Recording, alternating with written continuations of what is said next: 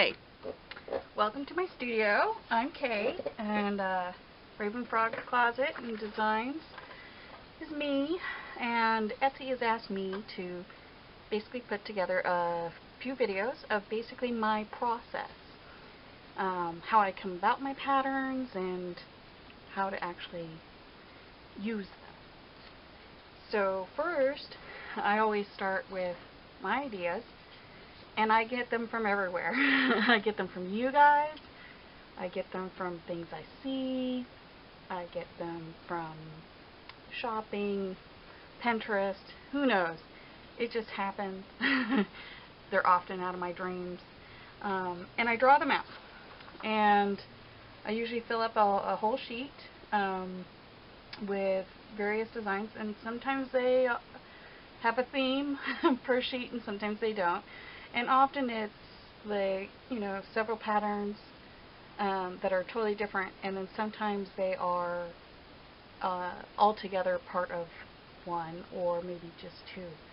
After I draw them out, I then ink the designs, and then I transfer them.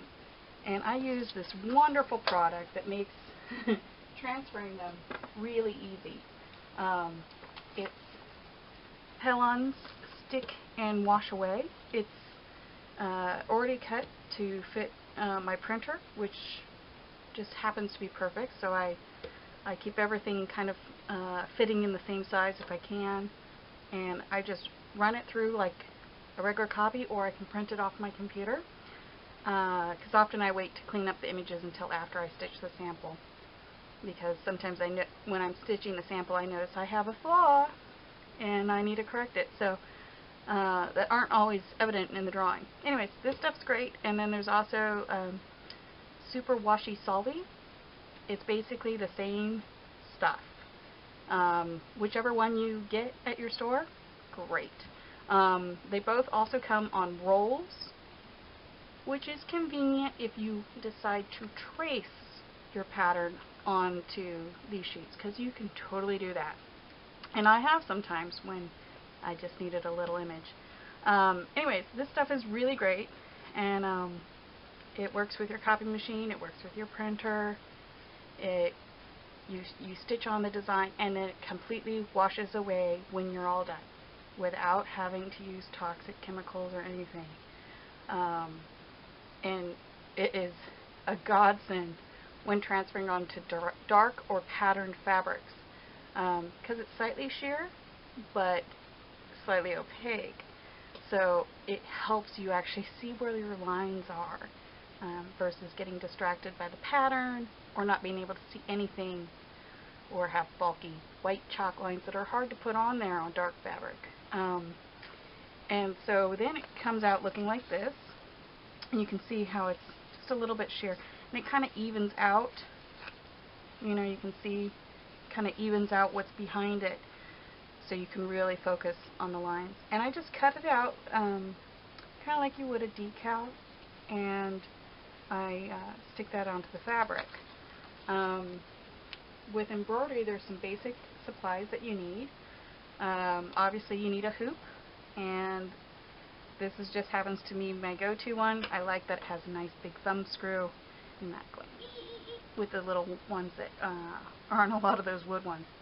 And they basically, you loosen them up, put your fabric, and then tighten it once you get it around, and then you're kind of all set. It should be nice like a drum. Another very important thing is scissors. They can be big ones, they can be little ones. I kind of happen to like something that's in the middle. They don't have to be expensive. This is the basic, cheap set from IKEA. I don't bother sharpening them. When they go dull, I demote them to paper crafts. From there, they get demoted to cutting things you should never cut with scissors, like wire. We all do it.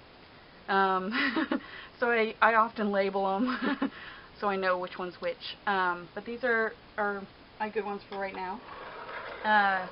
Another thing you're going to need is your fabric.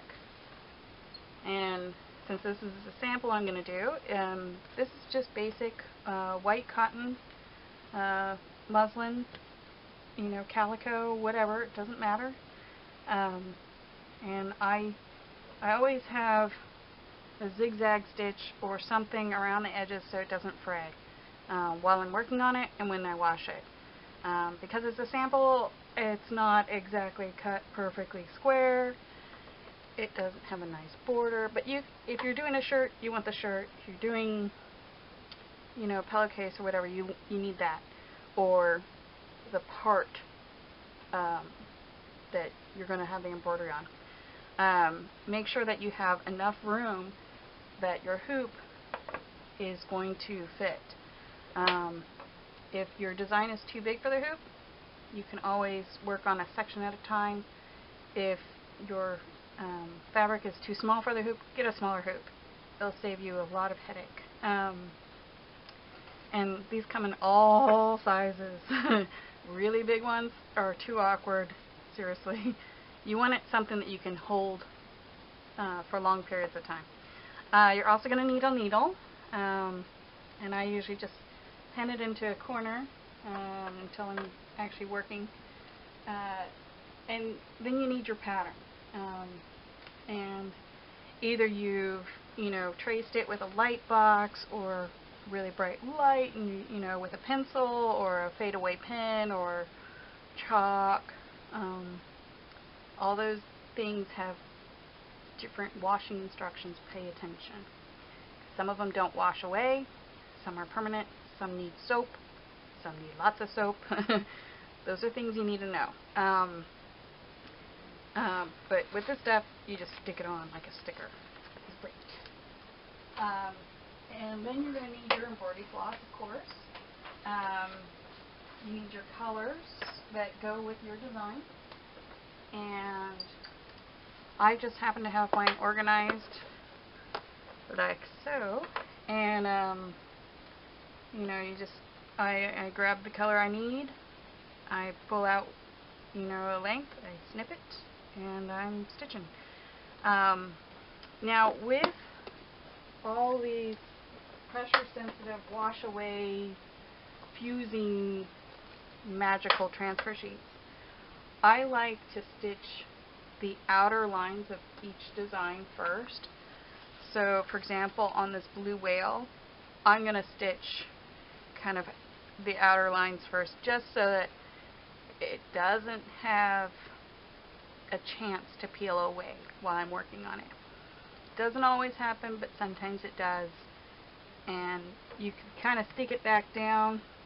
Don't wet it until you're done. And that goes for sneezes too. You want to keep your sneezes away from it if possible. It is self-adhesive just like a sticker, but because it does dissolve, sneezes can make it stiffen, it can dissolve it, it can shrink it, and it can expand it and make it go weird. Anyways, so back to stitching around the edges. So, like with this one, I would, you know, kind of get the bulk. If I'm doing the shoelaces a different color than the shoes, for example, I'd probably just do the outside of the shoe. Not each shoe, just the outside of the shoe, skipping where the laces are, because that's close enough to hold it in place. And then when I get to the shoelaces, I'll start over here and kind of work my way across. So that's basically how I get started.